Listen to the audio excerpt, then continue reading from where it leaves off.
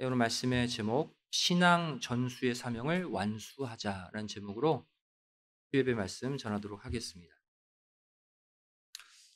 어, 타임지 아시죠? 미국의 유명한 잡지 타임지 1967년 12월 15일자에 부모의 자녀 교육이라는 제목으로 특집이 실린 적이 있습니다. 여기에는 이 부모들에게 다음에 몇 가지를 제안하고 있죠. 첫 번째, 부모는 자신의 정서적인 불안을 아이들에게 보여주지 말라 이렇게 말하고 있어요.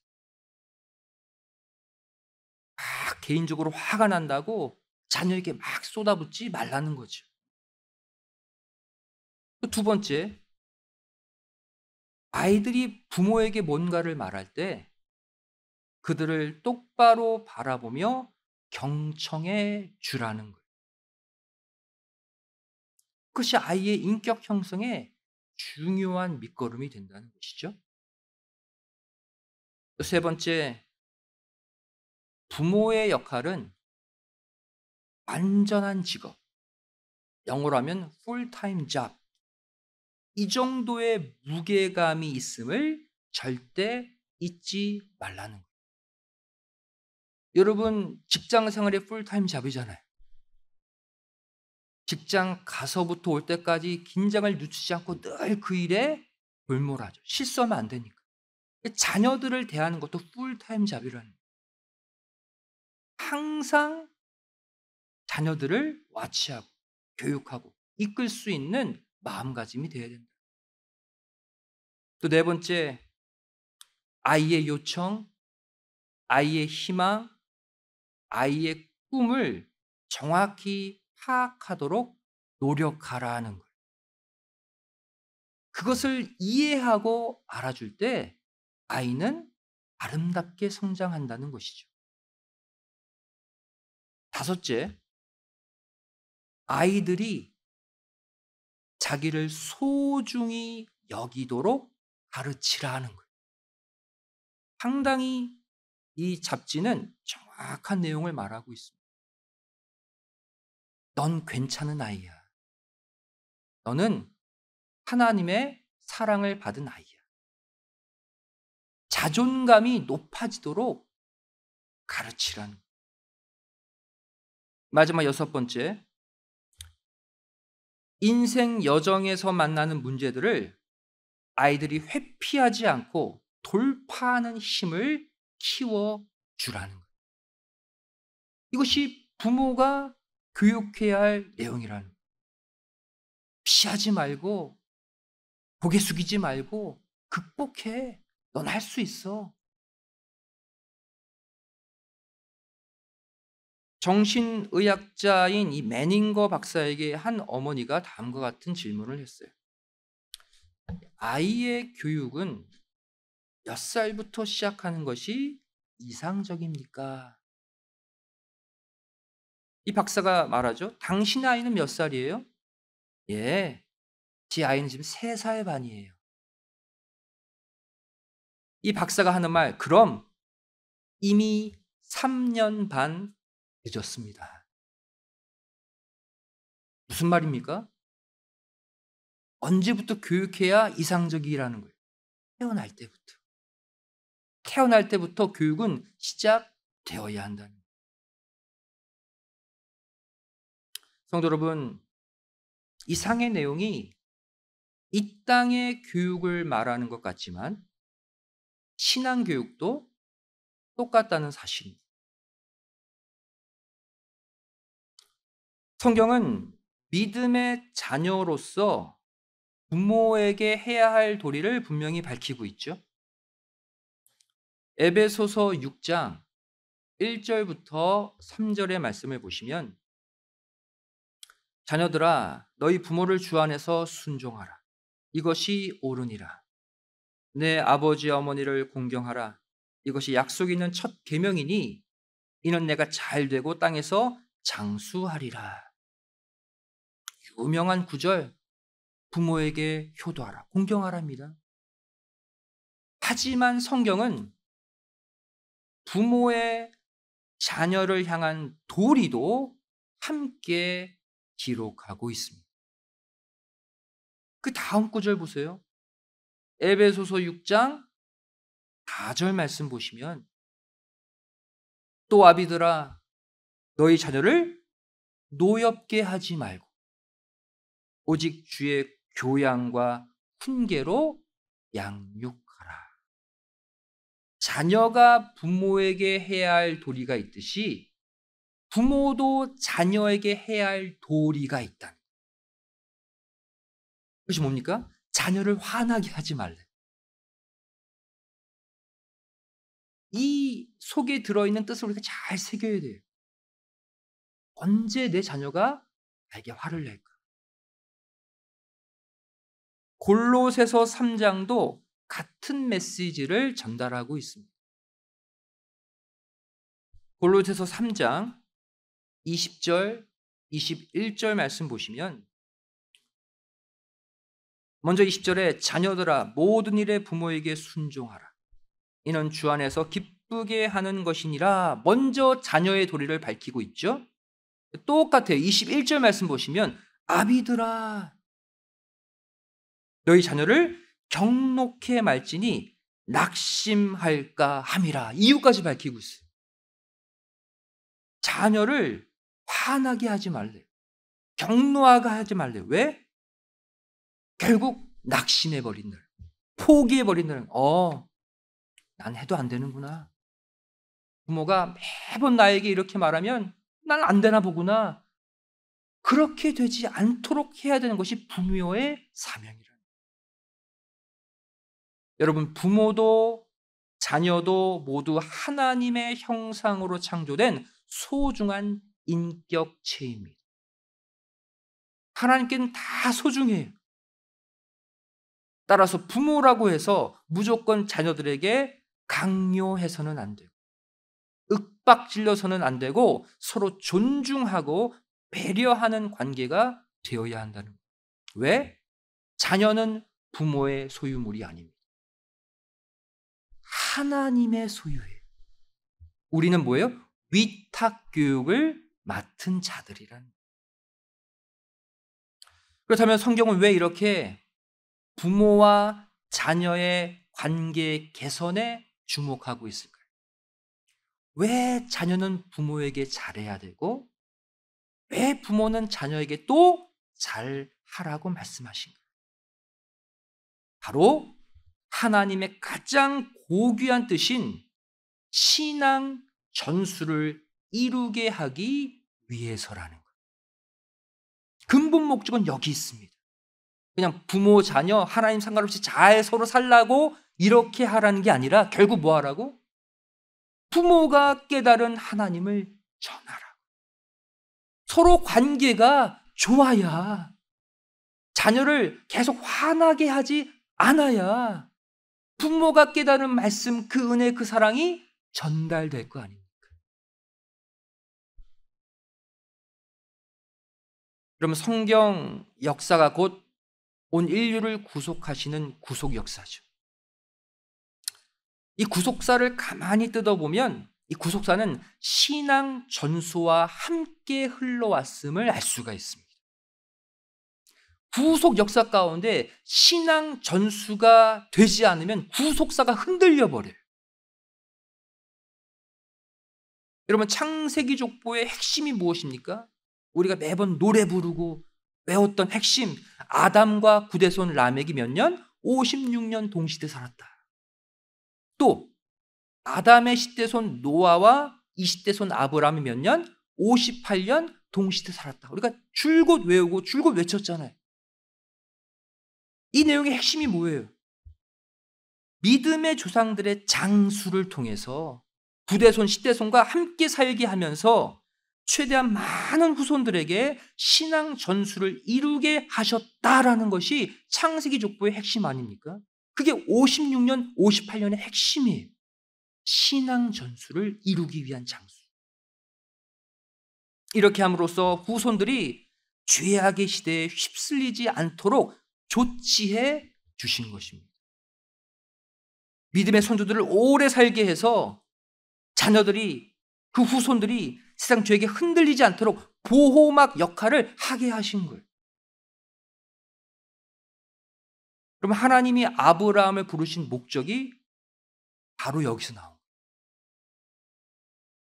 인류의 제1시조 아담이 실패하고 제2시조 노아가 실패한 신앙 전수를 이루게 하기 위해 아브라함을 불렀다라고 성경은 기록하고 있어요. 위대한 믿음의 조상 아브라함을 부른 목적은 하나, 신앙 전수하라. 여러분, 아담의 신앙 전수가 실패했다는 증거가 뭡니까? 가인의 동생 아벨을 쳐 죽이고 하나님 곁을 떠나버렸잖아요. 신앙 전수가 안 된 거죠. 또 노아의 신앙 전수가 실패했다는 증거가 뭐예요? 노아의 둘째 아들 함이 범죄하고 또 그 죄악의 씨인 가나안이 저주를 받게 되잖아요. 노아의 가정에서 죄악의 씨가 또 자라났습니다. 이 안타까운 선조들의 신앙 전수 실패를 2번이나 맛보신 하나님은 그래서 노아 이후 10대 만에 찾은 아브라함에게는 이 사명을 꼭 감당하라고 주신 거예요. 아브라함에게 그래서 맡겨주신 사명, 바로 창세기 18장 18절 19절 말씀이죠. 우리 함께 찾아서 읽어보도록 하겠습니다. 왜? 아브라함에게 주신 이 사명은 믿음으로 아브라함의 자녀가 된 우리에게 주신 사명이기 때문이에요. 창세기 18장 18절 19절 말씀. 자, 먼저 18절 말씀을 함께 읽겠습니다. 시작. 아브라함은 강대한 나라가 되고 천하 만민은 그를 인하여 복을 받게 될 것이 아니냐 그랬어요. 복의 근원 만들어 주셨대요, 아브라함. 근데 19절에 그 전에 이 복의 근원의 축복을 받기 전에 네가 지켜야 될 사명이 있다는. 19절 읽겠습니다. 시작. 내가 그로 그 자식과 건속에게 명하여 여호와의 도를 지켜 의와 공도를 행하게 하려고 그를 택하였나니 이는 나 여호와가 아브라함에게 대하여 말한 일을 이루려 함이니라. 왜 아브라함 불렀대요? 자식과 건속에게 말씀 가르치라. 신앙을 전수시키라고. 이거 하면 복의 근원 만들어 주겠다. 아브라함이 이 땅에서 가장 축복받은 사람, 믿음의 조상, 또 산자의 조상이 되고 예수님의 그 위대한 족보의 첫 번째 인물로 기록될 수 있었던 이유가 무엇인가? 바로 이 맡겨진 신앙 전수의 사명을 완수했기 때문입니다. 이것을 하나님은 크게 보신 거예요. 아브라함의 신앙 전수의 열매, 우리가 다 알고 있죠. 누굽니까? 이삭, 야곱, 요셉이잖아요. 이들이 같이 유명해진 것만 봐도 아브라함의 신앙 전수는 아름답게 완수된 것을 볼 수가 있죠. 그래서 마태복음 22장 32절에 아브라함이 신앙 전수를 잘 이루었다는 것을 이렇게 정리해서 말씀하셨어요. 나는 누구의 하나님이냐? 아브라함의 하나님, 이삭의 하나님, 야곱의 하나님이로라 하신 것을 읽어보지 못하였느냐? 하나님은 죽은 자의 하나님이 아니요 산 자의 하나님이시니라. 아브라함뿐 아니라 이삭의 하나님도 되고 야곱의 하나님도 되고 그들 모두 산 자가 되었다. 요셉은 어디 갔을까요? 요셉은 이들의 열매로 이 안에 이미 포함되어 있는 거예요. 아브라함의 하나님, 이삭의 하나님, 야곱의 하나님, 이 말은 아브라함의 신앙이 이삭, 야곱에게 완벽하게 전수되었다는 하나님의 평가예요. 이 신앙 전수의 사명은 창세기 15장 횃불 언약을 성취하는 과정 속에서 계속적으로 이어져 내려온 것을 볼 수가 있습니다. 그럼 횃불 언약에 대한 또 다른 표현이 나와요. 횃불 언약은 어떤 언약이냐면 언약 전수의 언약이에요. 언약 전수 성공을 보여주는 언약이라고도 할 수 있습니다. 횃불 언약을 시편 105편 8절부터 11절은 이렇게 표현하고 있어요. 그는 그 언약 곧 천대에 명하신 말씀을 영원히 기억하셨으니 이것은 아브라함에게 하신 언약이며 또 이삭에게 하신 맹세며 또 야곱에게 세우신 율례 곧 이스라엘에게 하신 영영한 언약이라. 아브라함과 맺으신 언약도 되고 이삭과 맺으신 언약도 되고 야곱과 맺으신 언약도 된대요. 하나님은 아브라함과 이 언약 맺으셨거든요. 그리고 그 언약의 내용이 11절에 나오죠. 이르시기를 내가 가나안 땅을 내게 주어 너의 기업에 지경이 되게 하리라. 무슨 언약이에요? 횃불 언약이죠. 횃불 언약은 하나님이 아브라함하고만 맺은 언약입니다. 그런데 그 언약을 시편 105편은 아브라함과 맺은 언약도 되고 이삭과 맺은 언약도 되고 야곱과 맺은 언약도 된다 그랬어요. 횃불 언약을 아브라함, 이삭, 야곱으로 이어지는 신앙 전수의 언약으로 펼쳐서 시편 105편은 표현하고 있어요. 그리고 이 신앙 전수는 이들뿐 아니라 횃불 언약의 실제 실행자인 모세를 통해서도 계속해서 이루어진 것을 볼 수가 있습니다. 모세도 언약 전수, 신앙 전수의 사명을 모세도 감당했어요. 가나안 입성 직전에 모압 평지에서 모세가 죽기 직전 신명기를 선포하죠. 그 말씀 가운데 신명기 6장 6절 7절 말씀 보시면 오늘날 내가 내게 명하는 이 말씀을 너는 마음에 새기고 먼저 네가 새기래요. 7절에 내 자녀에게 부지런히 가르치며 집에 앉았을 때에든지 길에 행할 때에든지 누웠을 때에든지 일어날 때에든지 이 말씀을 강론할 것이며 뭐 하라는 거예요? 네가 깨달은 말씀을 자녀에게 전수하라. 여러분 언약 전수, 신앙 전수가 돼야 구속사가 흘러갑니다. 하나님의 뜻이 진행되는 거예요. 이 말씀 보시면 핵심이 무엇입니까? 먼저는 너 자신이 정확히 말씀을 깨닫고 마음에 새겨라. 여기서 멈추지 말고 그 다음 그 말씀을 다음 자녀에게 가르치라. 전수하라는 거예요. 이것이 이루어져야 가나안 입성과 정착이라는 횃불 언약의 본질이 성취될 수 있다는 거예요. 그럼 횃불 언약의 진짜 성취가 뭡니까? 아브라함의 자손들이 가나안 땅 들어가는 것만이 성취입니까? 들어가서 타락하면, 들어가서 우상 섬기면 그럼 횃불 언약의 성취가 아니잖아요. 가나안 칠족속을 진멸하고 하나님의 언약을 정착시키는 사명이 되려면 반드시 뭐가 돼야 돼요? 언약 전수가, 신앙 전수가 되어야 한다는 거예요. 하지만 실제 이들의 가나안 입성 이후 어떻게 되었습니까? 신앙 전수의 등불이 곧바로 흔들리기 시작했어요. 가나안 입성의 리더가 누굽니까? 여호수아죠. 모세와 같은 마음으로 그 언약을 고스란히 받아서 가나안 입성했어요. 여호수아 이후에 일어난 다음 세대들 어떻습니까? 우리 함께 사사기 2장 7절부터 10절을 찾아보도록 할게요. 아브라함, 이삭, 야곱, 요셉 요셉의 해골을 메고 모세까지 신앙 전수가 잘 이루어져서 여호수아 때 들어갔습니다. 가나안.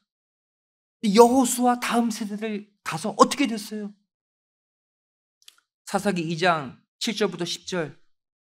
여러분 눈으로 따라 읽으시기 바랍니다. 제가 읽겠습니다. 7절 말씀. 백성이 여호수아에 사는 날 동안과 여호수아 뒤에 생존한 장로들 곧 여호와께서 이스라엘을 위하여 행하신 모든 큰 일을 본 자의 사는 날 동안에 여호와를 섬겼더라. 그 기간이 한정돼 있죠. 언제까지만 여호와를 섬겼대요? 믿음의 1세대와 2세대가 같이 사는 동안만이란. 그때까지는 문제가 없었대요. 근데 8절 여호와의 종 눈의 아들 여호수아가 110세의 죽음에 9절 무리가 그의 기업의 경내 에브라임 산지 가스산 북 딥낫 헤레스에 장사하였고 10절 보세요. 그 세대 사람도 다 그 열조에게로 돌아갔고 1세대가 다 죽었어요. 그 다음 그 후에 일어난 다른 세대는 여호와를 알지 못하며 여호와께서 이스라엘을 위하여 행하신 일도 알지 못하였더라. 여기서 알다 우리가 잘 아는 히브리어 야다예요. 알다라는 뜻도 있지만 동침하다 속속들이 체험적으로 아는 알을 뜻하는 단어죠. 다시 말해 여호수아의 다음 세대들은 하나님을 알기는 알았지만 머리로만 알았다는 거예요. 지식으로만 알았다는 거예요. 들은 풍월로 알았다는 거예요. 하지만 체험적으로 인격적으로 내 삶에 하나님이 어떻게 나를 관리하시고 주관하시고 은혜 주셨음을 체험하지 못하는 가운데 점점 패역해져 갔다고 말씀하고 있어요. 그리고 이후에 펼쳐진 시대가 어떤 시대입니까? 하나님을 무시하고 자기 소견에 옳은 대로 행했던 사사시대가 그 다음 펼쳐진 거 아닙니까?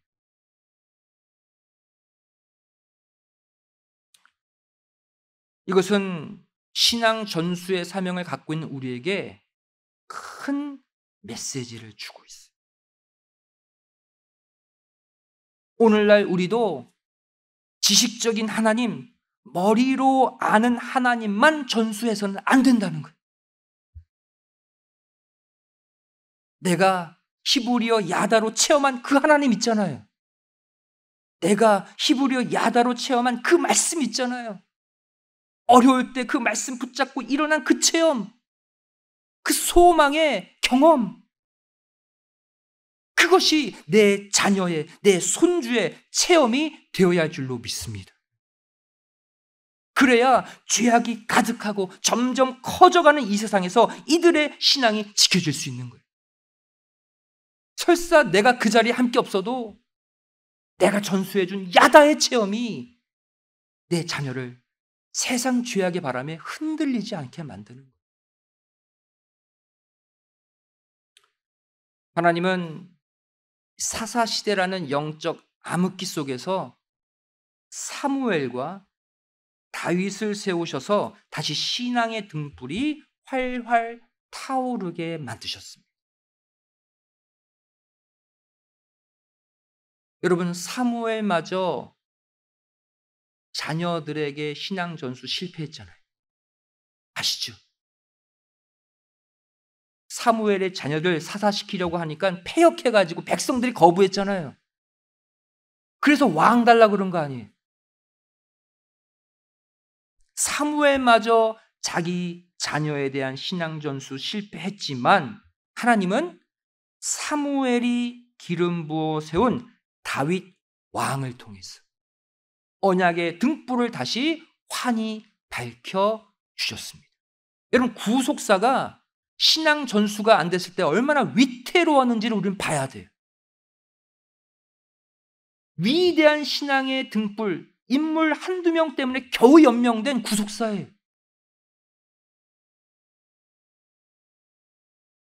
결국 다윗과 세운 이 언약의 등불은 다윗의 자손들이 패역했음에도 불구하고 나라를 지탱하는 힘이 된 것을 볼 수가 있습니다. 다윗의 후손 남유다 왕 여호람, 얼마나 패역하고 죄를 저질렀습니까?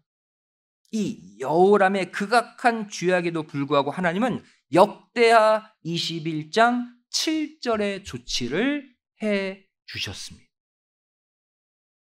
다윗과 세운 놀라운 언약의 등불 때문이죠. 역대하 21장 7절 말씀 보시면 여호와께서 다윗의 집을 멸하기를 즐겨하지 아니하셨음은 바로 여호람의 범죄 직후입니다. 이전에 다윗으로 더불어 언약을 세우시고 또 다윗과 그 자손에게 항상 등불을 주겠다고 허하셨기 때문이다. 한마디로 다윗 이후의 신앙 전수 잘 되지 않았다는 거예요. 계속 언약의 등불이 꺼져가는 순간에도 하나님이 다윗과 맺은 그 활활 타오르는 언약 때문에 지켜주셨다는 거예요. 하지만 계속되는 언약 전수의 실패, 자손들의 갈수록 더해가는 패역으로 말미암아 결국 나라가 어떻게 됐습니까? 먼저 둘로 쪼개졌죠. 그리고 북이스라엘은 주전 722년 아수르에 의해서 멸망당하고 아예 이방인들과 피가 섞여버렸어요. 또 남유다는 주전 586년 바벨론에 비참하게 포로로 끌려가고 말았어요. 하지만 메시아 언약이 심어져 있는 남유다는 또 어떻게 됐어요? 70년 만에 다시 가나안으로 돌아와서 나라를 재건하게 되죠. 구속사가 몇 번이나 위기를 맞이했는지 몰라요. 이렇게 다시 세워진 가나안 땅 남유다의 재건, 그 땅에 결국 메시아가 되시는 예수님이 탄생하게 된 거예요. 여러분, 결국 횃불 언약의 실체가 무엇입니까? 단순히 아브라함의 자손들이 가나안 땅 들어오는 것, 이게 아니에요. 그 실체는 약속의 땅 가나안에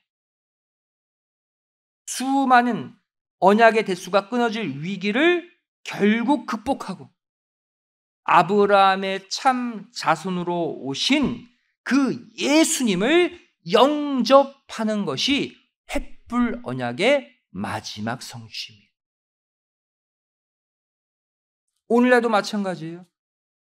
아무리 중간에 엇나가고 넘어지고 세상 유혹에 흔들려도 마지막 순간 예수님 영접하면 모두 다 괜찮아. 횃불 언약의 마지막 결정은 예수님 영접이거든. 하지만 아무리 잘 믿고 믿음 안에서 잘 나가도 막판에 예수님 영접하지 않으면, 막판에 예수님이 걸으신 그 길에서 이탈하면 모두 다 끝장나는 거예요. 그래서 갈라디아서 3장 16절 말씀 보시면 횃불 언약의 실체를 이렇게 밝히고 있죠. 이 약속들은 아브라함과 그 자손에게 말씀하신 것인데 횃불 언약의 반복적 성취를 말하죠. 여럿을 가리켜 그 자손들이라 하지 아니하시고 오직 하나를 가리켜 내 자손이라 하셨으니 곧 누구라? 그리스도라. 아브라함, 이삭, 야곱, 요셉에게 반복적으로 맺은 횃불 언약의 실체는 예수님 영접하는 거예요. 예수님 이 땅에 오게 하는 거라는 거예요. 이것을 이루기 위해 아브라함과 횃불 언약을 먼저 맺으시고 아브라함의 시작으로 대대적인 신앙 전수를 명하셨던 것입니다. 왜? 예수님은 아브라함의 후손, 유다 후손, 다윗의 후손으로 오시기로 작정되었기 때문에 그 언약의 대가 끊어지면 돼야 안 돼요? 안 되는. 하지만 신약 시대마저 횃불 언약의 핵심 메시아가 그 땅에 오셨음에도 불구하고 신약 시대에 또 신앙 전수가 이루어지지 못하므로 결국 예수님은 처참하게 십자가에 달려 돌아가셔야만 했습니다. 그럼 신앙 전수의 사명은 구약뿐 아니라 신약뿐 아니라 마지막 때까지 계속되는 성도들의 사명이라는 거예요. 예수님은 공생의 마지막 순간 십자가를 지시고 골고다 언덕을 오르시면서 마지막으로 이들에게 신앙 전수의 부재를 안타깝게 말씀하셨어요. 마지막까지 예수님이 피 끓는 마음으로 말씀하신 게 뭐냐면 자녀들에게 말씀 가르쳐. 이 언약의 말씀 자손에게 전수해야 돼. 이 말씀하신 거예요. 우리 다 같이 누가복음 23장 27절, 28절 말씀을 찾아서 함께 읽도록 하겠습니다. 예수님이 2번이나 채찍에 맞으시고 온몸이 피투성이가 되신 채 그 무거운 십자가를 지고 골고다로 가고 계셔요. 죽음의 극심한 고통에서 사람들에게 하신 그 말씀 보세요. 누가복음 23장 27절, 28절 말씀 함께 읽도록 하겠습니다. 시작. 또 백성과 및 그를 위하여 가슴을 치며 슬피 우는 여자의 큰 무리가 따라오는지라. 예수께서 돌이켜 그들을 향하여 가라사대 예루살렘의 딸들아 나를 위하여 울지 말고 너희와 너희 자녀를 위하여 울라. 여기서 먼저 너희를 위하여 울라라고 말씀하셨죠. 이것은 신앙 전수의 첫 단계인 언약의 말씀을 스스로 깨닫지 못함으로 메시아인 예수님을 배척하고 있는 자신의 죄를 통곡하며 먼저 회개하라는 말씀이죠. 앞서 읽었죠. 신앙 전수는 내가 먼저 깨닫고 그 다음 자녀에게 전수해 줘. 자기부터 못 깨닫거든요. 너희를 위해, 너 자신을 위해 먼저 울고 회개하고 그 다음 너희 자녀를 위하여 울라 그랬어요. 무슨 말입니까? 이것은 자신의 죄를 회개하고 네가 언약의 말씀 붙들고 올바른 길로 돌아섰다면 이제 그 길을 알지 못하고 방황하는 너희 자녀들을 향해서도 울며 애통하며 기도하고 그들도 그 신앙의 길을 걸을 수 있도록 신앙, 말씀, 전수해 주라는 이것까지가 우리의 삶이에요. 여러분, 구약시대 아브라함, 신약시대 예수님, 시대마다 이루어져 온 신앙 전수의 사명은 이제 우리의 사명으로 여기 도착해 있습니다. 오늘 본문 요엘서 1장 3절 말씀 다시 보세요. 뭐라고 말씀하고 있습니까? 너희는 이 일을 너희 자녀에게 고하고 너희 자녀는 자기 자녀에게 또 고하고 그 자녀는 또 후시대에 고할 것이니라. 여러분, 내가 내 자녀에게 고하는 것으로 끝나면 안 돼요. 내 자녀가 신앙으로 똑바로 서서 자신의 다음 세대에게 이 말씀을 전수할 수 있을 정도로 내가 전수해 줘야 됩니다. 그것이 될 때 이 신앙 전수의 터 위에 주의 재림이 이루어질 줄로 믿습니다. 여러분, 마태복음 7장 13절, 14절 말씀대로 지금 이 세상이 흘러가고 있어요. 가면 갈수록 신앙의 길이 좁아지고 있습니다. 길이 협착해지고 있어요. 그래서 많은 사람들이 그 길로 가기를 거부하고 있는 상황이 지금 펼쳐지고 있죠. 하지만 우리는 그 좁고 협착한 그 길을 반드시 걸어야 하고 우리의 자녀들도 또 자녀들의 다음 세대들도 그 길을 걷게 해야 할 줄로 믿습니다.